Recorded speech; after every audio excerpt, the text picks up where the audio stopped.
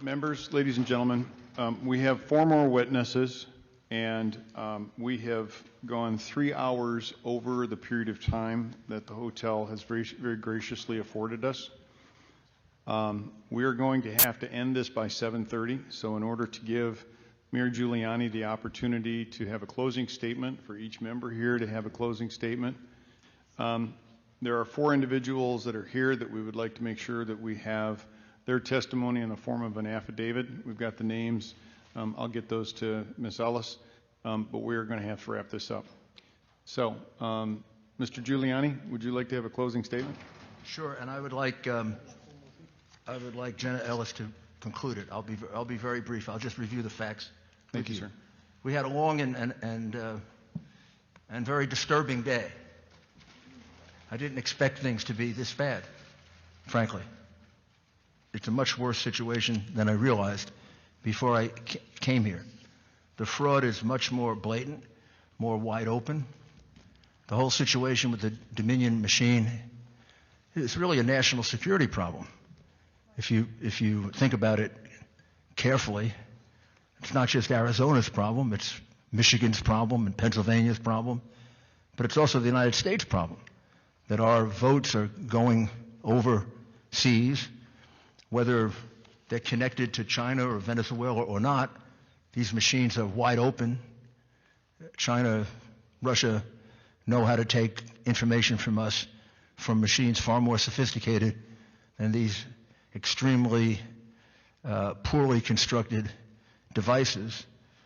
And I remember 4 years ago, we were really upset about the bogus charge of Russian collusion involving some emails that all turned out to be true. They weren't properly obtained, but the information in them turned out to be true, which people failed to realize. And the charge of Russian collusion turned out to be false. And now when we look back on it, the person who colluded with Russia was Hillary Clinton, and the person who got money from Russia was Joe Biden. Now we're facing not a false charge of collusion. We're facing multiple charges in multiple states of a unheard of in our history invasion of our sacred right to vote. We had a long session today, difficult session, and it began and ended pretty much the same way. It began with the colonel pointing out that the Dominion machines that you were using in Maricopa might as well just been wide open computers that anybody could hack into, anybody had access to, and just in case it was hard to do it, there's plenty of testimony that despite the fact that they said there were no connections to the internet, your counting rooms and voting rooms were filled with internet connections. And just in case, you might remember that chart on the wall that I can't understand with all those arrows and things like that. That's the traffic that was going on from your voting machines and your calculating machines to the rest of the world. So there's scientific proof that they were communicating hundreds of thousands of times, if not more, which is totally inconsistent with the idea that a voting machine is, as you said, Mr. Chairman, it should be a self-contained unit. The votes go in that box, and they remain in that box. And no one can have access to it except the officials who are going to count the vote. And then it should remain there so we can audit it. It shouldn't be able to be changed the way it was here. We showed you how they changed it in those 2 elections in Michigan. They just switched the vote after it was over. Well, if they did it in Michigan, you've got to find out if they did it in Arizona. You can't certify this vote and not know just the extent to which Dominion changed the vote. That's their expertise. That's what they do. The reason we can't prove to you the full extent of it is because your state government will not make available the machines. You make the machines available to Phil, I bet he can get you an answer in 3-4 days. Right, Phil? Am I going to be too ambitious? No, sir. 3 or 4 days. So I challenge the governor, who doesn't want to meet with me, maybe meet with Phil and turn over the machines. And let Phil see, are we telling the truth when we say they stole the vote from President Trump? But we don't even have to rely on that. I asked, you might know, all your witnesses, our witnesses, your witnesses, I asked them to do the best they could to estimate the number of ballots that went through, mail ballots that went through without any observation by a Republican. Because that's completely illegal. That's the central part of their conspiracy, because they did that in every other state. They did it in Pennsylvania. They did it in Michigan. They did it in Nevada. They did it in Wisconsin. And they did it in Georgia. It can't be an accident that they did the same thing. And they did it in the big cities where they could manipulate the vote better, not in the whole state.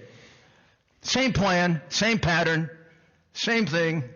So in it turns out to be about 827,000 votes that were entered into the box without a single Republican around. And, they could have been cast all by Mickey Mouse. We have no idea.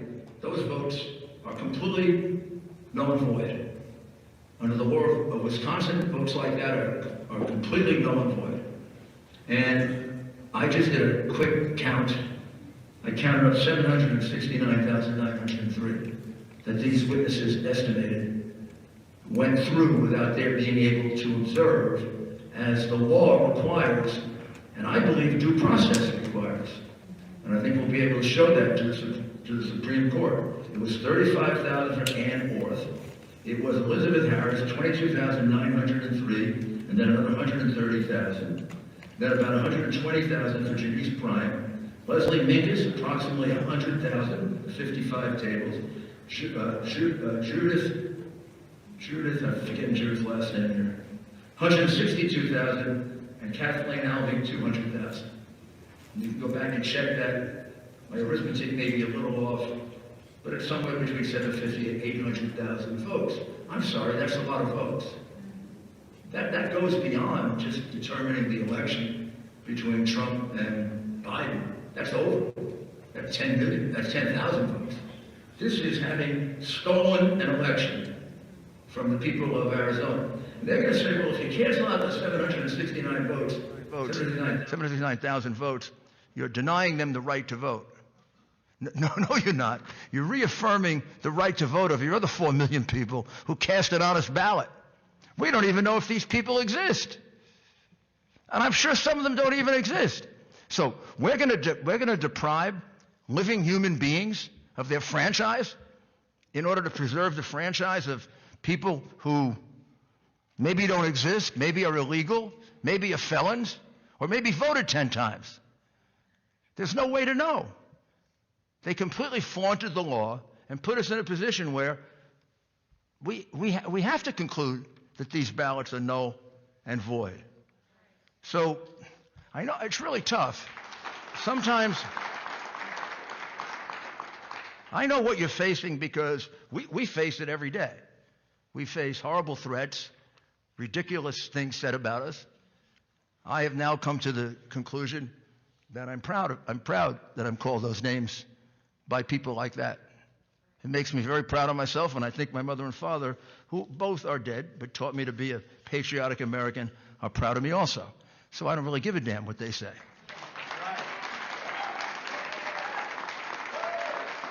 But I know you're like that too. I know you're all like that too, or you wouldn't be here.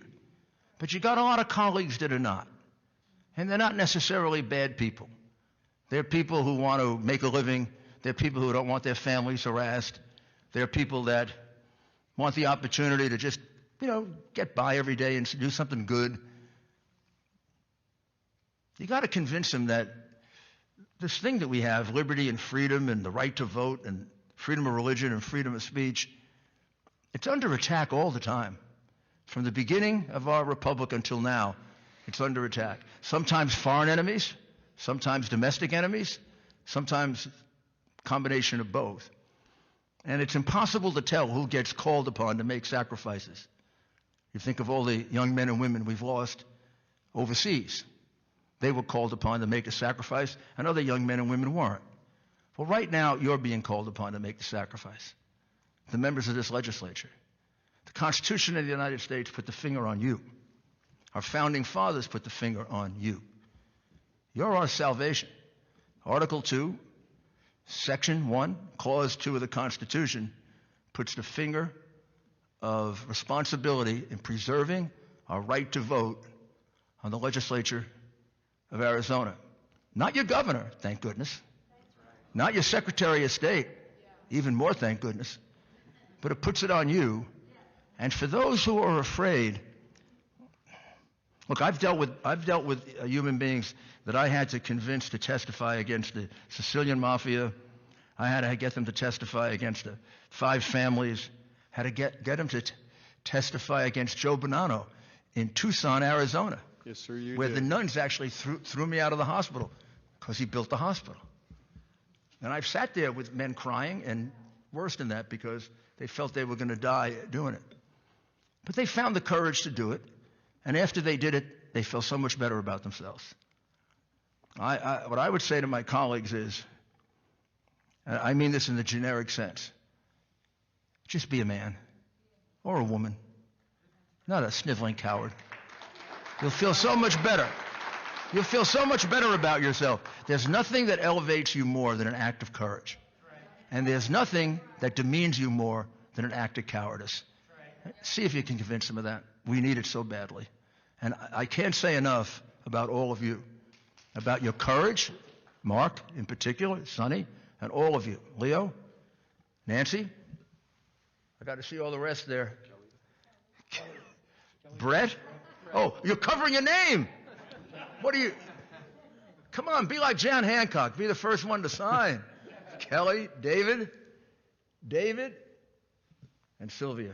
You're also all very, very good questioners, very intelligent, and very, very properly motivated. And I'm counting on you to find me a whole bunch of others in the legislature just like you, or turn them into you. And would you just sum up on the law so they understand, and maybe can preach it to the others? Thank you, Mr. Mayor. And it's very difficult to follow that, but I will also likewise encourage